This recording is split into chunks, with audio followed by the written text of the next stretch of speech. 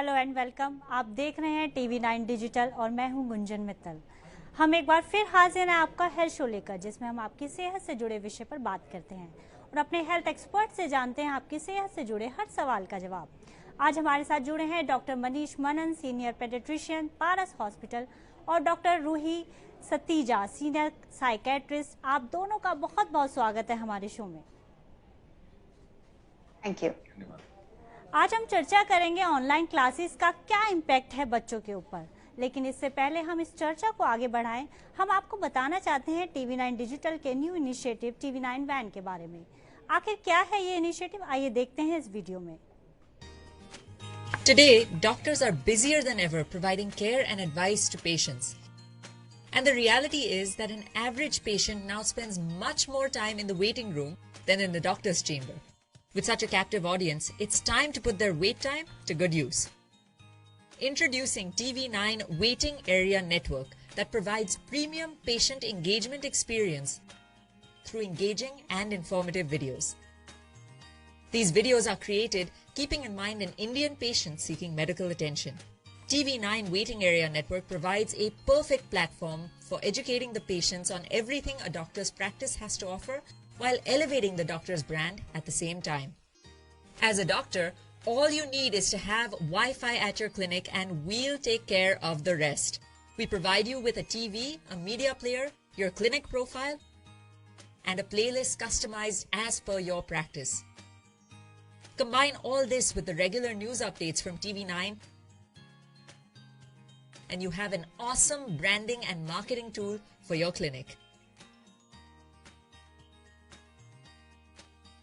Write to us at van@tv9.com and we'll get in touch with you to set up our solution at your premises.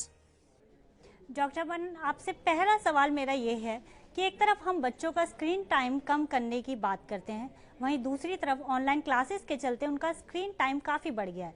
इसके बारे में आप क्या कहेंगे? देखिए, एक चीज हमें टीवी में बार बार सुनने को मिलती है, the new normal, people keep talking about it. मैं इस चीज को चेंज करके बोलना चाहता हूँ, डेस्परेट टाइम, डेस्परेट मेजर्स। ये नॉर्मल नहीं हो सकता। नॉर्मल बच्चे स्कूल जाते हैं, एक दूसरे से मिलते हैं, क्लास में बैठते हैं, टीचर्स के साथ इंटरेक्ट करते हैं, दैट इज नॉर्मल। अपने स्क्रीन के सामने बैठे रहना और उस पर स्ट्रेन डालना, ये नॉर्मल हो ही नहीं सकता। मैं आपको बता दूं, अमेरिकन एकेडमी ऑफ पीडियाट्रिक्स का जो स्क्रीन टाइम का रिकमेंडेशन है बहुत क्लियर है। वो कहते हैं 2 साल से नीचे तो 0 होना चाहिए, 2 से 4 साल के बीच में मैक्सिमम 1 घंटा, वो भी पेरेंट्स के साथ बैठ के कोई हाई क्वालिटी प्रोग्राम। उसके बाद भी वो लिमिटेड ही होना चाहिए। बहुत सारे इसके एडवर्स इफेक्ट्स हैं हम स्क्रीन के आगे जब बैठते हैं। एक स्टडी हुई थी लखनऊ में, स्प्रिंगडेल स्कूल की एक स्टडी हुई थी जिसमें करीब 4454 लोगों ने पार्टिसिपेट किया था और उसमें उन्होंने देखा था कि ऑनलाइन स्कूल का इम्पैक्ट बच्चों पे क्या पड़ता है। उन्होंने पेरेंट्स का भी इनपुट लिया था, 1000 पेरेंट्स का, और करीब 3300 स्टूडेंट्स का और 128 टीचर्स का भी इनपुट लिया था। उसकी स्टडी 25 जुलाई को ही पब्लिश हुई है टाइम्स ऑफ इंडिया में। मैं आपको बता दूं, उन्होंने ये पाया है कि 54 से 58% जो बच्चे हैं, they have experienced health issues. 18% parents ने ये ऑब्जर्व किया है कि उनके बच्चे एग्रेसिव हो गए इन ऑनलाइन क्लासेस के बाद। और जो फिजिकल कॉमन इश्यूज फेस किए गए हैं इस स्टडी के, इस सर्वे के मुताबिक, उन्होंने उसमें देखा है कि फिजिकल स्ट्रेन, आई स्ट्रेन, कमर दर्द होना, सिर दर्द होना, लेथार्जी, फटीग, इरिटेबिलिटी या चिड़चिड़ापन, मोटापा, स्ट्रेस, नींद ना आना, इंसोम्निया, ये सारी कॉमन चीजें हैं। मैं सिर्फ एक स्टडी के बारे में कोट कर रहा हूं। एक चीज आपको और बता दूं कि एएपी ने भी ये देखा है कि यदि हम अपना स्क्रीन टाइम छोटे बच्चों में हफ्ते में 1 घंटा भी बढ़ा दें तो बच्चों में मोटापे के जो चांसेस हैं वो कई गुना बढ़ जाते हैं, बीएमआई बढ़ना शुरू हो जाता है। सो इसके बहुत सारे नुकसान हैं। हम इसको नॉर्मल है, ये बहुत अच्छा चल रहा है, ये कतई नहीं कह सकते। ये एक शॉर्ट टर्म गैप था जो कि बहुत मजबूरी में हमें करना पड़ा। हमें इससे निकलना चाहिए और ये बहुत जरूरी हो गया है। और इस वक्त तो सिचुएशन ये है कि इसमें निकलना बहुत जरूरी है। बिल्कुल सही शुरुआत में तो मैं जी। डॉक्टर रूही, अगला सवाल मैं आपसे लेना चाहूंगी कि ऑनलाइन क्लासेस का साइकोलॉजिकल इफेक्ट क्या है बच्चों के ऊपर? जी, like doctor Manish already explain, ये बहुत जरूरी है समझना कि ये एक परमानेंट सोल्यूशन नहीं है या परमानेंट वे ऑफ लाइफ नहीं होने वाला है। ये एक टेम्पररी चीज है जिससे हमें किसी ना किसी तरह से कोप अप करना सीखना है। बहुत सारे बच्चों में इसकी वजह से स्ट्रेस बढ़ रहा है, एंजाइटी बढ़ रही है, सोशल आइसोलेशन आ रहा है। हम ये देख रहे हैं कि पीयर टू पीयर लर्निंग, जो वो अपने क्लासमेट्स के साथ बैठकर सीखते हैं, वो कम हो गया है, जो बहुत जरूरी है बच्चों की ग्रोथ के लिए, क्योंकि इससे उनके अंदर सेल्फ एस्टीम आता है, एक सेंस ऑफ बिलोंगिंग आती है, एक सोसाइटी का अंडरस्टैंडिंग आता है कि this is how the world works. तो ये सब बहुत ज्यादा इम्पैक्ट कर रहा है ना सिर्फ मेंटल हेल्थ पर, लाइक ही सेड ये स्लीप इश्यूज आ रहे हैं, स्ट्रेस बढ़ रहा है। उसकी वजह से सबसे ज्यादा जो देखा गया है वो है डिमोटिवेशन। बच्चे मोटिवेटेड नहीं है कुछ भी नया करने के लिए। साथ में सेल्फ डिसिप्लिन का इशू आ रहा है, क्योंकि स्कूल में एक फिक्स करिकुलम था, they were sitting at that place, तो उन्हें मालूम था कि इसके बाद में ये क्लास है, इसके बाद में ये काम मुझे करना है। वेराज ऑनलाइन क्लासेस में ये प्रॉब्लम आ रहा है कि उन्हें खुद इस चीज का कंट्रोल लेना है, जो अक्सर बच्चे, स्पेशली छोटे बच्चे जो हैं, वो नहीं ले पा रहे हैं, जिसकी वजह से फ्रस्ट्रेशन बढ़ रहा है। फ्रस्ट्रेशन बाद में गुस्से की फॉर्म ले लेता है, स्ट्रेस की फॉर्म ले लेता है, एंजाइटी की फॉर्म ले लेता है, और अब हम डिप्रेशन भी बहुत ज्यादा बढ़ती हुई देख रहे हैं बच्चों में।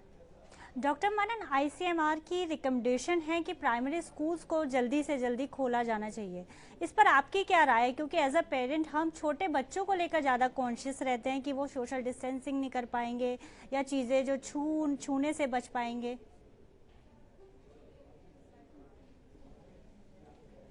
हमारा जो एक्सपीरियंस है वो ये कहता है कि बच्चों में, ज्यादातर बच्चों में ये डिजीज माइल्ड होती है। करीब 50% से ज्यादा बच्चे तो ऐसे हैं जिनमें ये बीमारी कब हुई उनके पेरेंट्स को पता ही नहीं चलता, खास करके छोटे बच्चों में। हमने अपने हॉस्पिटल में ये प्रोटोकॉल बनाया है कि जितने भी बच्चे हम एडमिट करते हैं हम सबकी कोविड एंटीबॉडी कराते हैं। मैं आपको बता दूं कि 10 में से 9 बच्चों की कोविड एंटीबॉडी हमारे यहाँ पॉजिटिव आ रही है, जो मैं पिछले कुछ महीनों की बात कर रहा हूँ। और तकरीबन पेरेंट्स को नहीं पता कि कोविड कब हुआ। हम पूछा इसको कोविड कब हुआ था, हमें तो पता ही नहीं, तो दे डोंट नो। तो इतनी माइल्ड डिजीज होती है। कई कारण है इसमें, इम्यूनिटी के कारण है, ACE2 इनहिबिटर्स की कमी के कारण है, कई चीजें हैं बच्चों में ऐसी जिसकी वजह से कि छोटे बच्चे इस वायरस को ज्यादा अच्छा टॉलरेट करते हैं। तो आईसीएमआर का स्टेटमेंट ही ये है कि small kids tolerate the virus much better, hence open the primary schools first and then the secondary schools. Right. तो अब मोर्टेलिटी की भी बात भी देखें, हॉस्पिटलाइजेशन भी देखें, तो ये बहुत ही कम है। मैंने अपना एक्सपीरियंस से बता रहा हूँ आपको, पिछले 2-3 महीनों में मोस्टली करीब 300 बच्चे देखे होंगे 1-2 महीने में, सेकेंड वेव के बाद, कोविड की बात कर रहा हूं मैं, और ज्यादातर वो वीडियो कंसल्टेशन के ही थ्रू था। उनमें से सिर्फ 2 बच्चे मुझे एडमिट करने पड़े, वो भी 15 साल से ऊपर के थे। तो यही एक कारण है कि उनकी इम्यूनिटी बेटर है, उनमें एंटीबॉडीज ऑलरेडी काफी बच्चों में बन चुके हैं। खास करके अगर हम गुड़गांव की बात करें तो मुझे लगता है कि करीब 75 से 80% बच्चे में ये एक्सपोजर ऑलरेडी हो चुका है। तो वो जो मिस कर रहे हैं वो नुकसान काफी ज्यादा है, बजाय इसके कि हम उनको फिर भी घर के अंदर बिठाए रखें। बच्चों के डेवलपमेंटल माइलस्टोन्स डिले हो गए। 1.5 से 2.5 साल के बच्चों में मैं देख रहा हूँ जो बात करना शुरू करना चाहिए, लैंग्वेज डेवलपमेंट होना चाहिए, वो सारा डिले हो रहा है, वो बात ही नहीं कर रहे हैं। पेरेंट्स परेशान है कि क्यों नहीं बोल रहा है। मैंने कहा ये किससे मिलता है, कौन से बच्चे के साथ खेलता है, जी हम तो इसको बाहर ही नहीं जाने देते। सो दिस कैन नॉट, इससे नुकसान बहुत लॉन्ग टर्म हो सकता है, बच्चे की पर्सनैलिटी चेंज हो सकती है। तो मैं समझता हूँ आईसीएमआर का जो रिकमेंडेशन है इसको इम्प्लीमेंट करना बहुत जरूरी है। डॉक्टर भैया, आपसे जानना चाहेंगे कि इंटरनेट बच्चों के बर्ताव को कैसे चेंज कर रहा है? क्या नेगेटिव इम्पैक्ट है इंटरनेट का बच्चों पर?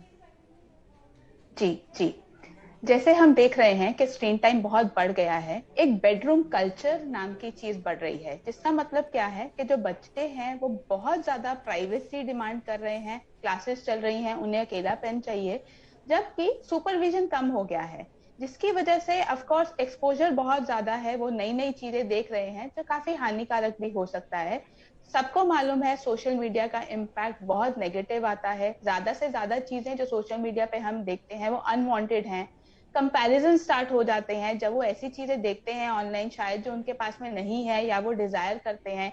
एक इंफीरियोरिटी कॉम्प्लेक्स आना शुरू हो जाता है कि मेरे पास इस चीज का एक्सेस नहीं है। एक और बात भी है कि डिजिटल इनिक्विटी चल रही है। यूनिसेफ का रिजल्ट ये कहता है कि ऑलमोस्ट एज 30% ऑफ जो बच्चे हैं उनके पास प्रॉपर इंटरनेट एक्सेस या डिजिटल एक्सेस है ही नहीं, जो ऑटोमेटिकली एक डिवाइड क्रिएट कर देगा इन द लॉन्ग रन बच्चों के अंदर, उनके बीच में जिनको ये एक्सेस मिला या जिनको ये एक्सेस मिला नहीं। इसके अलावा इंडिया की स्टडी ये कहती है कि लेस देन 1/3 ऑफ जो बच्चे हैं वो फीमेल्स हैं। दैट मीन्स मेल्स को एक्सेस है, फीमेल्स को नहीं है। अभी काफी कारणों से होता है, पेरेंट्स को डर लगता है कि इंटरनेट पे काफी चीजें डार्क वेब अवेलेबल है, इवन हरासमेंट बुलिंग बहुत ज्यादा कॉमन है। हम देखते हैं कि ट्रोलिंग बहुत ज्यादा होती है ऑनलाइन, जिसका ऑफ कोर्स नेगेटिव इम्पैक्ट पड़ता है बच्चों के कॉन्फिडेंस पे, बच्चों की पर्सनालिटी डेवलपमेंट पे। तो ज्यादा इंटरनेट एक्सेस अगर वो कर रहे हैं, हमें ये बात समझनी है कि स्क्रीन टाइम डेफिनेटली एक इम्पॉर्टेंट एस्पेक्ट है जिसके बारे में हमें सोचना है, पर उससे ज्यादा जरूरी है कि हम इस चीज पर चेक रखें कि जब तक वो ऑनलाइन है वो क्या कर रहे हैं, रादर देन कितना टाइम वो स्पेंड कर रहे हैं। अगर वो उस टाइम को प्रोडक्टिव चीजों में यूटिलाइज कर रहे हैं, कुछ सीखने में यूटिलाइज कर रहे हैं, तो इतनी परेशान होने की शायद बात नहीं है। अगर बच्चे डिमांड कर रहे हैं कि आप हमें अकेला छोड़ दो, हम पर सिर पर नहीं रहो, सुपरवाइज मत करो, तो शायद ये एक इंडिकेशन हो सकता है कि वो ऑनलाइन कुछ ना कुछ ऐसा कर रहे हैं जो कि नॉर्मल नहीं है और हमें चेक करने की जरूरत है। एब्सोल्युटली राइट डॉक्टर मनन, पिछले 2 साल से बच्चे घरों में कैद हैं, सोशली कट हैं, ऐसे में फिजिकल हेल्थ कैसे सफर हो रही है बच्चों की? फिजिकल हेल्थ बहुत बड़े पैमाने पे सफर हो रही है। सबसे जो बड़ी चीज जो हम देख रहे हैं, अपने क्लिनिक्स पे देख रहे हैं, प्रैक्टिस पे देख रहे हैं, वो है मोटापा। ओबेसिटी कई गुना बढ़ गया है बच्चों में। फिजिकल एक्टिविटी ना होने की वजह से, बाहर ना जाने की वजह से मोटापा बढ़ गया है। मोटापा बढ़ने के साथ मोटापे से रिलेटेड जो बीमारियां हैं वो भी फिर शुरू हो जाती है। अगर बाहर ना जाए, सनलाइट का एक्सपोजर ना हो, विटामिन डी की कमी होना, ये भी हो रहा है। बच्चों में लेथार्जी आ रही है, डिप्रेशन आ रहा है, उनका एंथुजियाज्म कम हो रहा है, और ओबेसिटी से रिलेटेड और फिजिकल एक्टिविटी कम होने की वजह से कॉन्स्टिपेशन वाले बच्चे भी आ रहे हैं, और जल्दी थक जाना। अभी पिछले दिनों ही एक मदर आई थी बच्चे को लेके कि मेरा बच्चा बहुत थका थका लग रहा है, इसको थकावट हो रही है, पता नहीं इसमें किस किस चीज की कमी है। सारा देखने के बाद मेरी तो समझ में सिर्फ यही आया कि वो बच्चा डिप्रेस था, अंदर ही बैठा हुआ, अंदर ही बैठा हुआ, अंदर ही बैठा, शायद किसी चीज की कमी ना भी हो। फिजिकल एक्टिविटी ना करने की वजह से शरीर में कमजोरी आती है। मैं आपको बता दूं कि शरीर में कमजोरी आने की वजह से इम्यूनिटी भी कम होती है। कई लोग मुझसे ये सवाल करते हैं कि बच्चे की इम्यूनिटी बढ़ाने के लिए हमें क्या करना चाहिए। तो खाने पीने के साथ फिजिकल एक्टिविटी बहुत जरूरी है। मैं अपने पेशेंट से ये कह रहा हूं कि बच्चों को बाहर भेजिए जरा, वॉक के लिए, रनिंग के लिए, साइकिलिंग के लिए। इस तरह की एक्टिविटी हम 1 महीना 2 महीना बंद कर सकते हैं। 1.5 साल 2 साल अगर आप सोचे कि बंद करके रखे और सब ठीक चलेगा, तो वो तो बिल्कुल ही नहीं चलेगा। मानसिक तौर से तो कितनी बीमारी आ रही है, डॉक्टर रूही ने आपको बताया, शायद और भी कई होंगी जो पता नहीं चल रही होंगी। तो कुछ वो है जो कि सामने आके हमें बता रहे हैं। कई तो लोग ध्यान भी नहीं देते कि क्या चल रहा है बच्चे के दिमाग में, उसको घर में रखते हैं। लेकिन डॉक्टर बहुत रूही, बड़े तौर इसी पे सवाल पर मैं आपसे भी जानना चाहूंगी कि उनकी मेंटल हेल्थ पर किस तरह का असर पड़ रहा है, क्योंकि किसी इंसान को सोशली कनेक्ट रहना भी बहुत जरूरी है। जी जी बिल्कुल, ये बहुत जरूरी सवाल है आज के टाइम पे, क्योंकि हम तो देख रहे हैं बच्चों में पैटर्न्स जो मैंने बोला, जैसे स्ट्रेस और एंजाइटी बढ़ रहा है, डिप्रेशन बढ़ रहा है। हमें ये भी बात समझनी है कि जो सिम्टम्स हैं एंजाइटी और डिप्रेशन के, वो बड़ों में और बच्चों में एक जैसे नहीं होते। जैसे डॉक्टर मनीष ने बहुत क्लियरली बोला कि एक बच्चा आया वीकनेस का, उन्हें लगा डिप्रेशन है, ये बिल्कुल सही बात है। बड़ों में डिप्रेशन, उदासीनता, रोना जैसे फील करना, लो फील करना, इस तरह के सिम्टम्स के साथ आता है। लेकिन बच्चों में वो फ्रस्ट्रेशन के रूप में, गुस्से के रूप में भी बाहर आ सकता है। तो सिम्टम्स बहुत फर्क होते हैं, लेकिन क्योंकि पेरेंट्स समझते नहीं हैं, उन्हें ये लगता है कि इट्स जस्ट लॉकडाउन, सिर्फ इस वजह से हो रहा है क्योंकि वो अकेला है, उसकी वजह से डायग्नोज भी लेट होता है और ट्रीटमेंट भी लेट होता है। हमें ये समझना है कि अगर आपका बच्चा थोड़ा भी अनयूजुअली बिहेव कर रहा है, पहले वो हंसता खेलता था, बात करता था, अब बात करनी थोड़ी कम हो गया है, अकेला रहना ज्यादा पसंद करता है, थोड़ा चिड़चिड़ा हो रहा है, ये सब लक्षण हो सकते हैं डिप्रेशन या एंजाइटी के। जरूरी है कि आप उसे मेंटल हेल्थ प्रोफेशनल से जल्दी चेक करवाएं, क्योंकि earlier the treatment better the cure. हमें वेट नहीं करना है कि वो प्रॉब्लम इतनी ज्यादा बढ़ जाए। और दूसरा एस्पेक्ट ये भी है कि ग्रोथ के पीरियड में अगर ये बीमारियां हो जाती हैं, वो बहुत जल्दी आपकी पर्सनालिटी का पार्ट भी बनना शुरू हो जाती हैं। इसलिए इवन मोर इम्पोर्टेंट कि हम सतर्क रहें कि ये सिम्टम अगर हम बच्चों में देख रहे हैं, हम जल्दी से जल्दी उसे डायग्नोस करके उसका ट्रीटमेंट स्टार्ट करें। डॉक्टर रूही, मैं अगला सवाल आपसे ही लेना चाहूंगी कि पेरेंट्स के लिए काफी टफ हो जाता है कई बार वर्क फ्रॉम होम करना, बच्चों की ऑनलाइन क्लासेस करवाना, इससे पेरेंट्स कैसे कोप अप करें? जी, अगेन बहुत जरूरी सवाल है। ये डेफिनेटली एक बहुत ज्यादा प्रेशर वाली सिचुएशन है कि आपको अपना काम भी देखना है, आपको घर भी संभालना है, जो भी हमारी डोमेस्टिक हेल्थ थी वो भी नहीं है। क्या कर सकते हैं? सबसे पहले एक रूटीन क्रिएट करिए। रूटीन इस तरह से हो जो आपको भी सूट करे, आपके बच्चों के साथ में भी सूट करे। क्लियर बाउंड्रीज होनी चाहिए कि ये काम का टाइम है और ये एंटरटेनमेंट का टाइम है। ज्यादा से ज्यादा बच्चों के साथ टाइम स्पेंड करिए तब जब आप फ्री हैं, ताकि जब आप बिजी हैं वो आपको ज्यादा परेशान ना करें। एक और एस्पेक्ट बहुत इंपॉर्टेंट है जो बहुत छोटा लगता है बट बहुत इम्पैक्ट करता है, वो ये कि आप एक डेडिकेटेड वर्क स्पेस रखिए घर में। एक कमरा या एक कॉर्नर घर का ऐसा होना चाहिए जो बच्चों की पढ़ाई के लिए है या आपके काम के लिए है, जिससे कि एक डिसिप्लिन आता है बच्चों के अंदर कि अगर मैं यहाँ बैठा हूँ मुझे अपना काम खत्म करना है और फिर उठना है। ऑल्दो बहुत सारे नेगेटिव इम्पैक्ट्स भी आ रहे हैं इन चीज से, लेकिन पॉजिटिव चीज इस चीज से ये निकल सकती है कि बच्चे सेल्फ डिसिप्लिन सीखते हैं, रिस्पॉन्सिबिलिटी लेना सीख सकते हैं और आपका कनेक्शन बढ़ता है। पहले की लाइफ में देखें तो पेरेंट्स बाहर काम करने गए, शाम को डिनर साथ में किया और दिन खत्म हो जाता है। हम इस दिन को एक अपॉर्चुनिटी की तरह भी ले सकते हैं कि हम अपने बच्चे के साथ ज्यादा से ज्यादा टाइम स्पेंड करें और देखें कि उसकी स्ट्रेंथ्स क्या है, वीकनेसेस क्या है।